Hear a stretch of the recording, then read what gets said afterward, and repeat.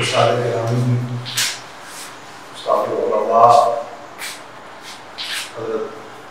مفتی محمد عتیقی رحمۃ اللہ تعالیٰ علیہ کے ذکر خیر اظہار ثواب کے لیے تعزیتی ریفرنس اس اکیڈمی میں ملاقات کرنے پر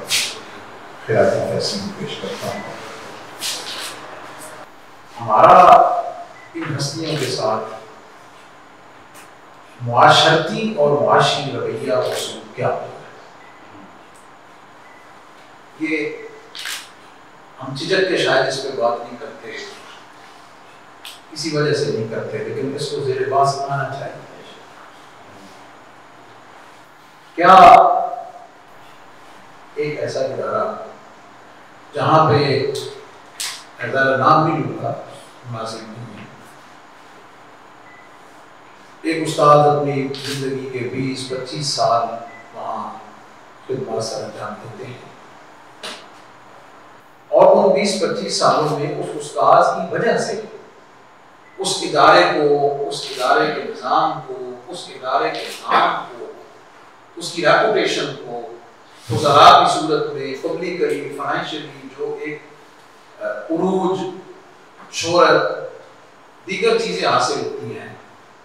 کیا اس میں اس استاد اور مدرس کا کوئی حصہ نہیں ہے؟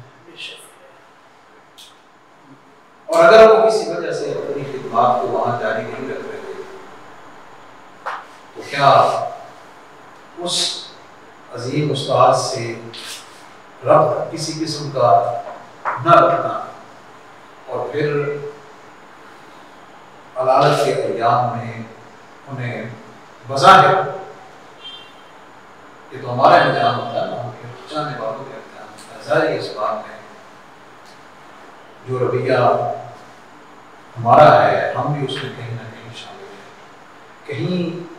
دینی نظام، مدارس کے نظام کی کمزوری، انحطاط کے بنیادی اسباب میں سے کہیں ایک سبب یہ تو نہیں؟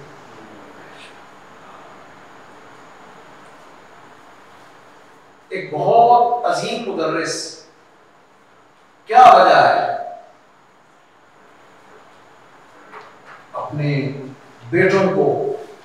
اس لیول پر تدریس کے لیے، مدرسے سے منسلک ہونے کے لیے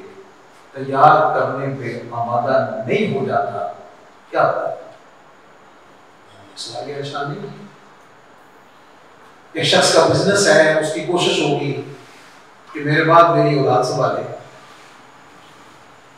اسکول ہے، اس کی اولاد حضور ادھر میری اولاد سنبھالے،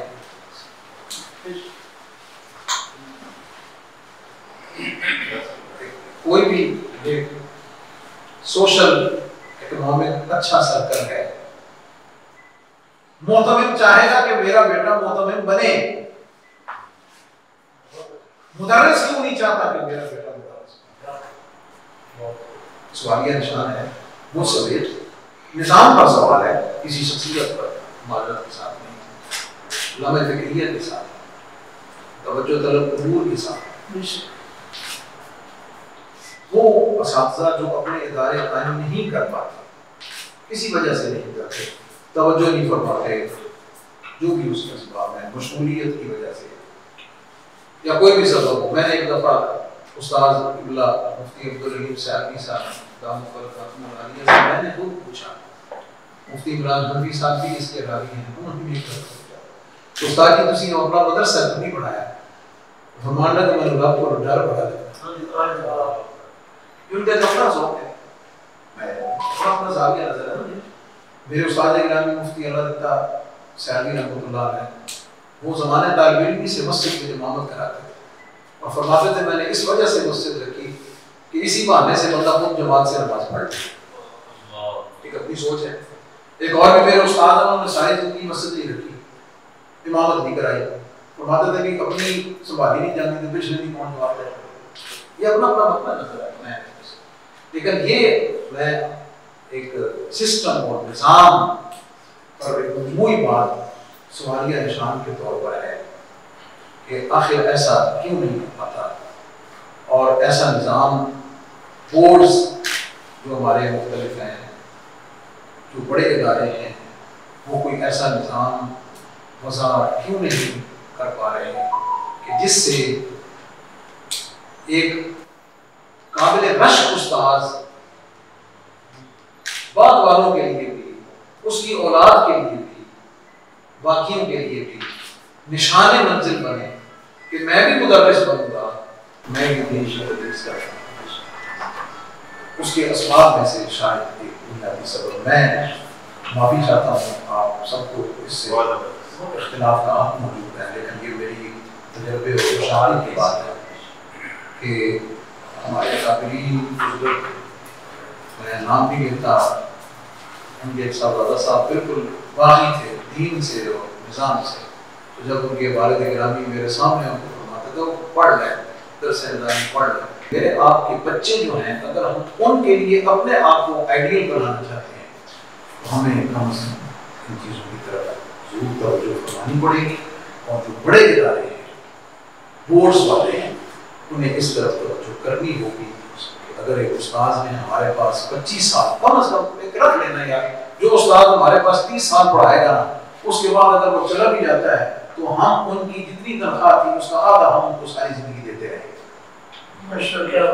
کی خدمت کرتے رہے وغیرہ سارے۔ کوئی ایسا نظام بنانے کی ضرورت ہے اگر ہمیں اپنے اس درس نظامی اور خاص طور پر ان دینی اصول میں